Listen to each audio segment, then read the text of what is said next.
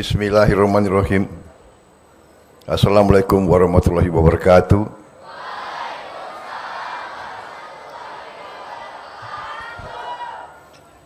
Selamat siang. Salam sejahtera bagi kita sekalian. Shalom, salve, om swastiastu, namo buddhaya, salam kebajikan, rahayu, rahayu.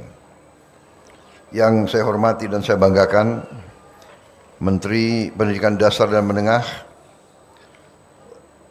sebagai penyelenggara beserta seluruh jajarannya. Menteri Pendidikan Dasar dan Menengah Profesor Abdul Muti. Para Menko yang hadir, ya. Menko PMK Profesor Pratikno, Menteri Dalam Negeri Jenderal Polisi Purnawirawan Tito Karnavian, Menteri Komunikasi dan Digitalisasi Saudari Mutia Viada Hafid, Menteri Sekretaris Negara Saudara Prasetyo Hadi,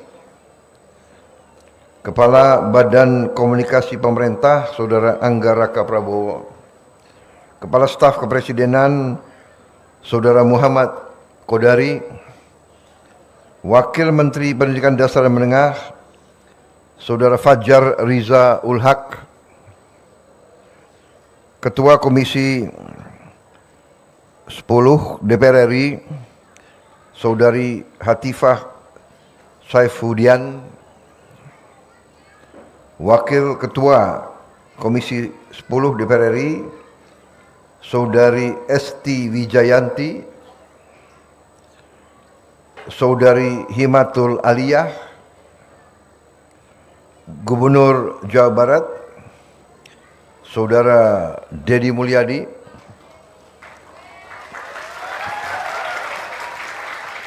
Wakil Wali Kota Bekasi Saudara Abdul Haris Bobiho,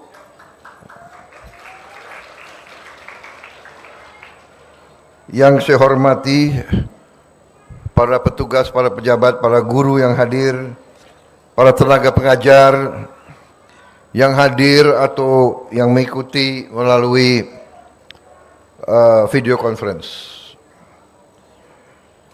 Dan terutama yang saya banggakan, anak-anakku, siswa-siswi dari seluruh Indonesia yang saya cintai.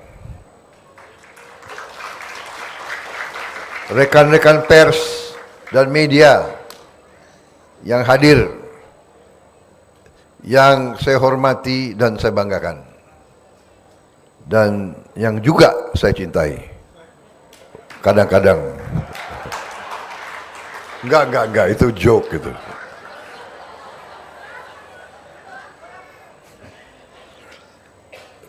Pertama-tama tentunya selalu sebagai insan yang bertakwa, tidak henti-hentinya kita panjatkan puji syukur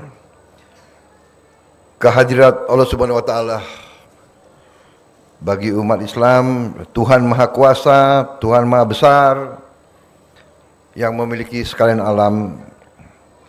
Hanya kepadanya lah kita berdoa dan hanya kepadanya lah kita meminta pertolongan. Kita bersyukur atas segala karunia, kebaikan, kedamaian, kerukunan, dan kesehatan yang diberikan kepada kita, sehingga kita bisa hadir dalam acara yang baik ini, yaitu peluncuran program digitalisasi pembelajaran. Yang benar yang mana? Pembelajaran digitalisasi atau digitalisasi pembelajaran? Menteri Pendidikan? Pembelajaran. Oke. Nah ini siapa bikin pidato saya nih? Pembelajaran digitalisasi.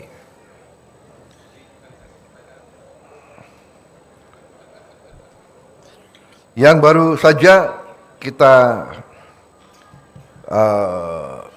saksikan, ini adalah program kita sebagai usaha kita, upaya kita untuk mempercepat transformasi pendidikan nasional kita. Kita tidak perlu malu-malu, kita tidak perlu takut untuk mengakui kekurangan-kekurangan kita. Saya selalu mengajak semua pihak, janganlah kita takut melihat kekurangan kita. Dengan kita lihat kekurangan, kita ketahui kekurangan, kita ngerti apa yang sudah dibuat. Pendidikan adalah kunci dari suatu kebangkitan bangsa. Hanya melalui pendidikan kita bisa jadi negara yang berhasil. Melalui pendidikan kita bisa merdeka. Kemerdekaan kita proklamasikan 17 Agustus tahun 45. Tapi sebelumnya tokoh-tokoh pendidikan sudah melalui pesantren-pesantren, melalui sekolah-sekolah, melalui taman siswa, tumbuh kemampuan rakyat. Kita memahami bahwa pendidikan dan teknologi, sains, ilmu pengetahuan adalah kunci keberhasilan, adalah kunci kemakmuran. Tidak ada kemakmuran kalau kita tidak bisa menguasai sains dan teknologi. Saudara-saudara sekalian, negara kita, Nusantara kita ini negara gugusan kepulauan terbesar di dunia. Ternyata adalah gugusan yang sangat kaya. Sangat kaya. Tetapi kita harus akui, karena kita sebagai bangsa, terutama para pemimpin-pemimpinnya, kurang pandai untuk menjaga dan mengelola kekayaan tersebut, maka ratusan tahun kekayaan kita diambil oleh bangsa lain. Sekarang kita para pemimpin dari semua pihak, dari semua sektor, pemimpin agama, pemimpin buruh, pemimpin cendekiawan, pemimpin politik, pemimpin pengusaha, pemimpin tentara, pemimpin polisi, pemimpin budayawan, pemimpin wartawan harus mulai sadar apa itu berbangsa dan bernegara. Tujuan berbangsa dan bernegara adalah untuk memberi kualitas hidup yang layak bagi seluruh rakyat bangsa itu. Itu tujuan utama suatu negara. Tidak bisa negara itu yang makmur hanya segelintir orang di atas, tidak bisa. Itu bukan negara merdeka. Dan itu negara pasti gagal. Mempertahankan keadaan di mana yang menikmati kekayaan Indonesia hanya segelintir orang.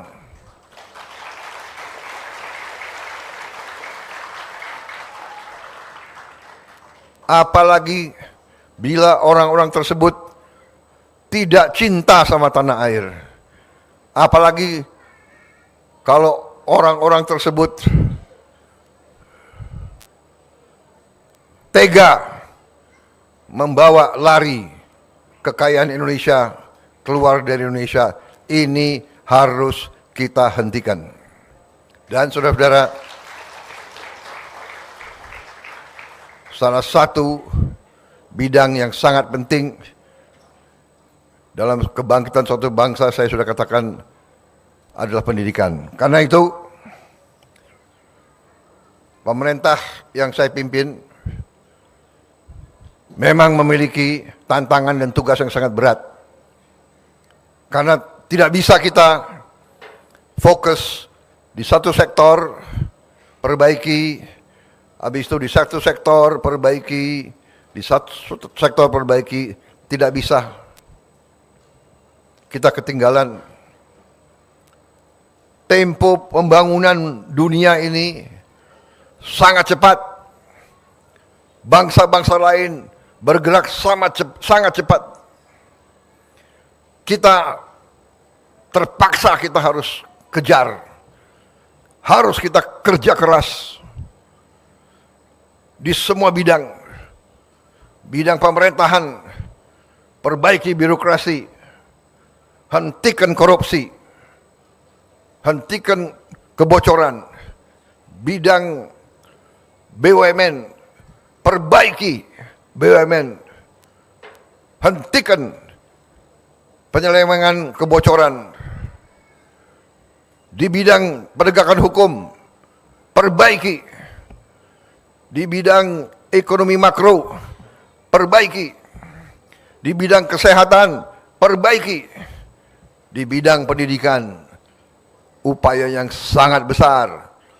Kita butuh dokter yang banyak, dokter gigi yang banyak, insinyur-insinyur yang banyak, ilmuwan-ilmuwan yang banyak, supaya kita bisa kelola kekayaan kita, supaya kekayaan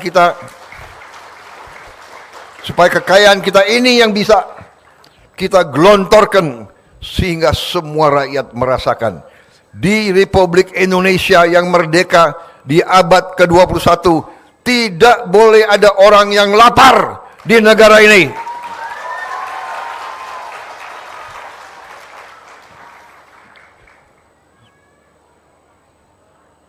Saya dari waktu usia muda, saya telah bersumpah jiwa raga saya untuk bangsa dan rakyat Indonesia. Dan saya tidak rela di abad ke-21 ini masih ada rakyat kita yang hidupnya sangat sulit.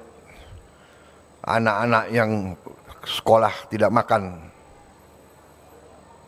Karena itu kita sekarang, saya mengajak semua unsur, ayo mari kita bersatu. Kita bersatu semua unsur untuk membawa negara kita menuju negara yang sejahtera untuk seluruh rakyat Indonesia.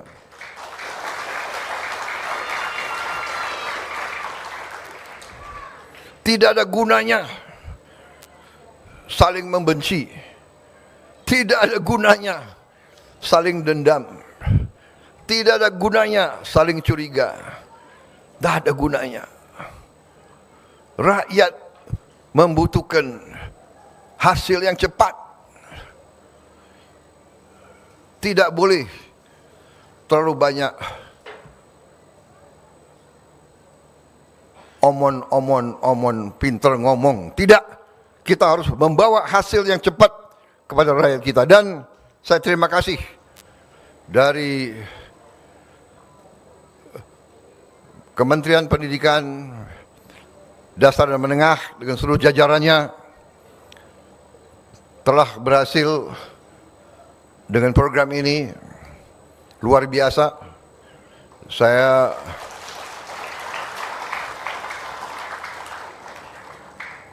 Saya berpikir program ini mungkin butuh 1 tahun lebih. Tapi ternyata sejak kita canangkan, waktu bulan apa ya kita canangkan ya, Menko sama Mendikbud,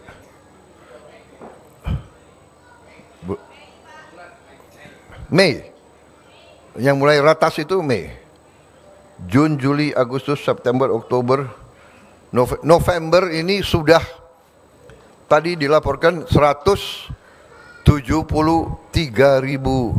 panel terpasang.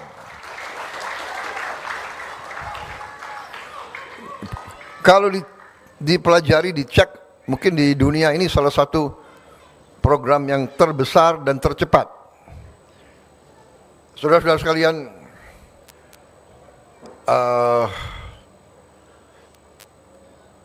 digitalisasi ini adalah upaya kita untuk lompat. Kita tahu kekurangan-kekurangan ini. Kita tahu guru perlu ditatar, dan kita tahu ada berapa mata pelajaran di mana guru-guru kita kurang kompetensinya, tidak salah, seperti bahasa Inggris, bahasa asing, matematik, ya kan, biologi, kimia, fisika, mungkin susah di daerah-daerah, laboratorium sulit dan sebagainya. Ini salah satu cara untuk lompat dan mempercepat. Tapi walaupun kita lompat, kita kejar lagi bahwa kita ingin, saya katakan tadi, memperbaiki semua sekolah yang ada di Indonesia. Dan kita ingin konsolidasi sekolah-sekolah itu. Kalau sekolah-sekolah itu muridnya sudah kurang, kita konsolidasikan. Dan kita bikin sekolah-sekolah yang bagus. Rencana saya, kita akan mulai bikin sekolah terintegrasi dengan fasilitas modern sama dengan sekolah yang ada di negara-negara maju.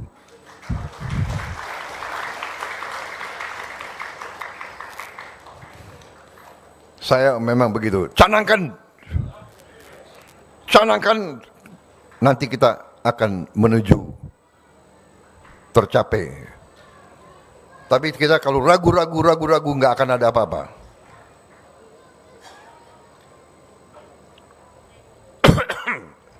Saudara-saudara,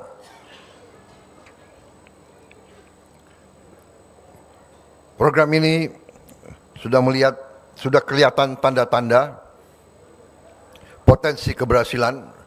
Ya, kita tidak puas, jangan cepat puas, konten harus tambah, dan kita harus berjiwa besar, kita harus terbuka, cari konten terbaik dari manapun di dunia, belajar dari siapapun yang terbaik.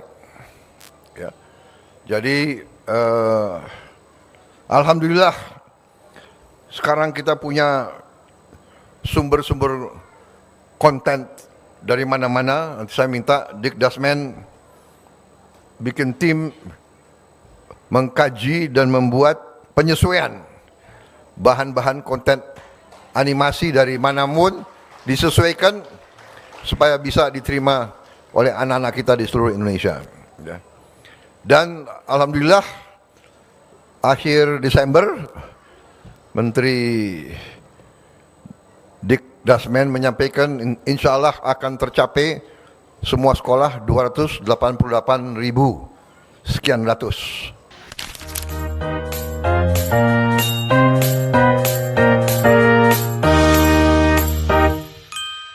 Assalamualaikum warahmatullahi wabarakatuh. Kenalkan, nama saya Anissa Kamigo dari kelas 19 3A07 dengan NIM 19241347. Di sini saya akan menganalisis video pidato dari Bapak Presiden Prabowo Subianto dalam acara peluncuran penggunaan smartboard atau perangkat digital interaktif untuk sekolah. Jadi dalam video tersebut, Bapak Prabowo Subianto tentunya menggunakan bahasa utamanya itu adalah pidato yang Bapak Presiden gunakan adalah bahasa formal dan baku dikarenakan Bapak Presiden berpidato di dalam acara resmi. Bahasa persuasif dan informatif yang digunakan untuk menyampaikan pesan kebijakan, tujuan program, dan mengajak audiens, guru, siswa, atau masyarakat memahami pentingnya digitalisasi pembelajaran. Dan berikutnya ada nada optimistis dan nasionalis. Pidato biasanya menonjolkan semangat bahwa program ini akan memajukan pendidikan Indonesia. Dalam analisis struktur kalimat, pidato menggunakan kalimat deklaratif atau memberi informasi. Pola yang sering muncul adalah digitalisasi pembelajaran akan mempercepat kemajuan pendidikan. Yang kedua ada kalimat persuasif atau ajakan dan instruksi moral. Kalimat seperti ini merupakan kalimat perintah halus sesuai kaidah kalimat imperatif dalam bahasa Indonesia. Dan yang terakhir ada kalimat kompleks. Banyak bagian pidato memakai kalimat majemuk bertingkat seperti program ini penting karena dapat mempercepat pemerataan pendidikan. Strukturnya benar, klausa utama ditambah klausa penjelas. Selanjutnya ada pemilihan kata atau diksi. Yang pertama ada sesuai konteks, bahasanya konsisten dengan konteks pemerintahan dan pendidikan. Kedua, mudah dipahami. Pidato presiden umumnya harus komunikatif, bahasa yang digunakan jelas, langsung, tidak berbelit-belit. Dan terakhir, tidak menggunakan kata tidak baku. Pidato ini tidak memakai kata-kata gaul atau bahasa daerah sehingga tetap sesuai kaidah formal. Hal-hal penting dalam pidato yang pertama ada bahasa formal dan tata salam. Kalimat pembuka menggunakan salam agama dan salam nasional, menunjukkan resmi dan menghormati semua pihak. Yang kedua ada kata-kata motivasi dan ajakan. Pidato berisi rangkaian kalimat persuasif seperti ajakan untuk berpartisipasi dalam pendidikan digital serta semangat belajar yang lebih baik. Yang ketiga ada penggunaan istilah teknis, mencerminkan pilihan kata yang mendukung konsep teknologi dan perubahan sistem pendidikan. Yang keempat ada teknik penekanan. Kalimat seperti tak boleh ada yang tertinggal berfungsi untuk menekankan komitmen pemerintah terhadap pendidikan. Dan yang terakhir ada pesan langsung kepada siswa. Pesan yang ditulis di smartboard bersifat singkat, jelas, dan bersifat moral. Menghormati orang tua dan guru, cinta tanah air yang mudah dipahami seluruh siswa. Dalam analisis fungsi bahasa, pidato ini bukan hanya memberikan informasi, tetapi juga bertindak sebagai media persuasi dan motivasi untuk memupuk semangat belajar, menegaskan nilai-nilai moral, dan memperluas akses pendidikan teknologi secara nasional.